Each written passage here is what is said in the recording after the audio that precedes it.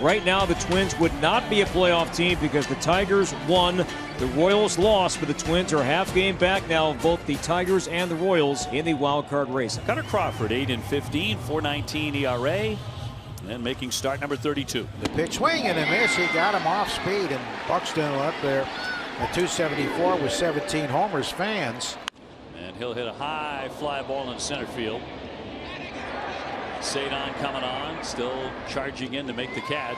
Correa 311 with 13 home runs, jumps on the first one, and again it's Raffaello to make the grab. They go 1-2-3. Zebby Matthews starts here tonight. Yeah, making his 8th career start, 8th start in the big leagues. Matthews delivers, and this ball is hit in the air to right field. Wallner broke back, now coming in, and he'll make the catch on the run. This one tapped.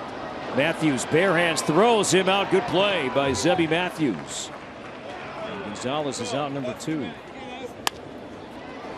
Castro on a knee, pops to his feet, long throw, got him.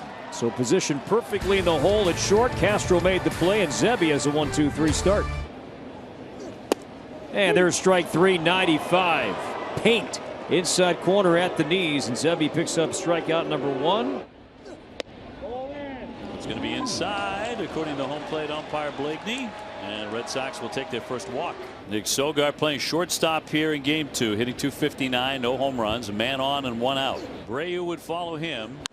Swung on and driven to right field deep, backing up Wallner, still racing back. It's over his head, off the track, up against the wall. Sogard to second. Casas trots on down to third. Nick Sogard with a double, and the Red Sox have a couple of men in scoring position with 1 away. Struck him out. A big out there from Matthews. 96, a fastball beat Abreu.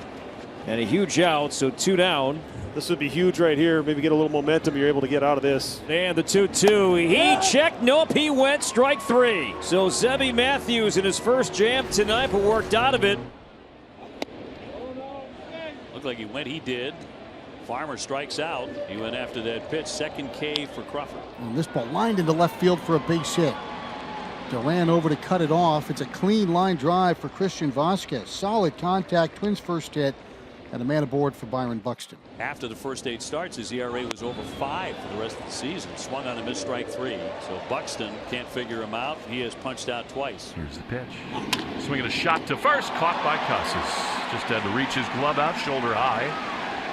Hitting over. We go to the bottom of the 3rd score. You know, those 2 strikeouts at the end of the 2nd. We know the Twins offense is struggling. It seems to get greater in terms of pressure when you fall behind. So to put that 0 up, I thought was pretty critical to the early stages of this game. They start a series with the Blue Jays tomorrow night. And Zebby goes upstairs, and so does Raffaello. So 4 strikeouts now for Matthews. To left center field in the alley, but Larnach is there. And there are 2 down. Twins have been leaning on the rookie arms here for a large chunk of the second half. 1-0 pitch popped up. Back a second. That's Kyle Farmer territory, racing under it, long way to go, fighting the wind. It carries him. He's done a nice job of finishing at bats, been making pitches when he's needed to, especially that last inning where he only threw 8 pitches, getting that pitch count back under control. And Matthews receives the feed from Santana, and Masataka Yoshida is now 0 for 2. Yep. Right there on the corner. So went away with the breaking ball, and then the fastball on the outside corner, and Wong strikes out for the 2nd time. Right, so looking on the fastball for the 2nd time. They're going to put him on. He's drawn 2 walks, so they're shy. They don't want to deal with him after what he did in the first game. They've walked him twice. Sogard doubled to deep right, chops this one to Kyle Farmer. On the run, makes the play, and Matthews puts up another 0. We're scoreless at Fenway after 4. Well, it sends up Carlos Santana, the switch hitter, 0 for 1 with a tapper to second. He cuts and misses. Manny made fast work of him. Santana usually has long at bats, not this time. And it's Kyle Farmer's turn. He struck out in the 3rd, had a single and a walk in game 1, 12-game hitting streak for Farmer. To left center field, and Kyle Farmer now with a 13-game hitting streak. And that dude, he's going to be moving up in the lineup because Trevor Plouffe's guy is red hot. And this pitch is lined into right center field, and that's going to drop for a base hit. Farmer checks up at second. Another hit for Christian Vasquez. So the 2 old campaigners at the bottom of the order figuring out Crawford a little bit here. Runners on at 1st and 2nd, and now a big chance with 2 outs for Byron Buxton. Line to left field, that'll fall, a base hit.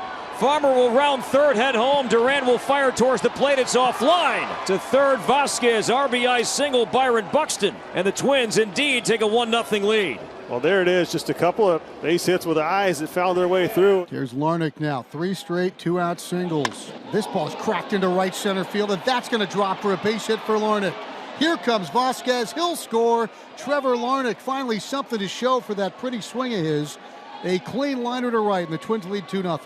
We'll see how this plays out here. There usually is a pretty big drop off after the 75th pitch for a lot of starters. Shallow right field. Here comes Wallner coming on. He'll slide, and Wallner makes the play. The Moose can run. He can hit. He can also slide and make a fine play in right field to begin the Red Sox 5th inning. He struck out 5 tonight. Allowed only 1 hit. Walked 2. And there's strike 3, 95, locking up Valdez. 6th strikeout for Matthews, now 1 shy of a career high. That one's driven back toward the wall.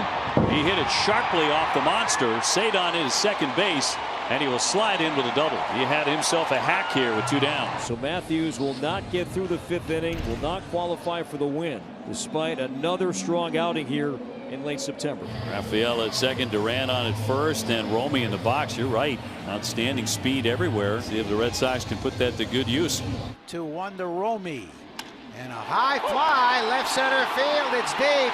Back by the wall, and it is gone.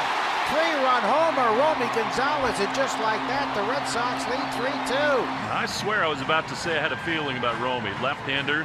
Seemed like he was taking stuff all the way through. God, has he had a clutch gene lately. 2-2 to Rafaela. Bases loaded. Here's the pitch. Inside it hit him, and he was not swinging, and that will bring in a run. Rafaela hit on the left wrist. Sands plunks him.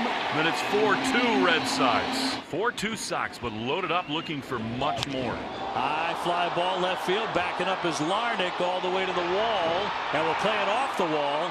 In to score Abreu. Right behind him, Valdez. The throw trickles in. 2-run score. 6-2 Boston. That's a big one. That's what Duran does so well. That's why you look at the year he's having. It's absolutely fantastic. Romy crushing a 3-run homer last time. Line drive into right field that Wallner will back up and make the play on. Tagging up to score. Rafaela down to third goes Duran. And the Sox keep on rolling here. Now 7-2. So here comes Yoshida. Duran is at third with 2 down. And a base hit into right center field. That'll chase in another run. Duran will score. And the Red Sox equal their number from game 1. They get another 8. And it's Massa with a big smile in that perfect running form. Yeah, you smile. Number 2 on the year from Massa. The man is perfect. Has never been thrown out. Liner in right field down for a base hit. Here comes Yoshida. He'll score. Red Sox just keep on pummeling Minnesota. It is 9-2. That number right there, you see the 6, that has been popping up far too frequently here going back to when this all started for the Twins, this downturn in the season around August 18th. That crooked number, a 6-run inning, an 8-run inning, 7-run inning, that's been common sight here. Well, Crawford is season high 7 innings, which he's done 3 times. That's in there for strike 3. He fans Buxton for the 3rd time and gets it out in the 8th. But he's had a good cutter here tonight as well. That's going to fill up the bases, and that's the 3rd hit in the inning. 2 down, and a manager up on the top step. And they're going to come and get him as he goes 7 2/3. First time he ever got it out in the 8th inning.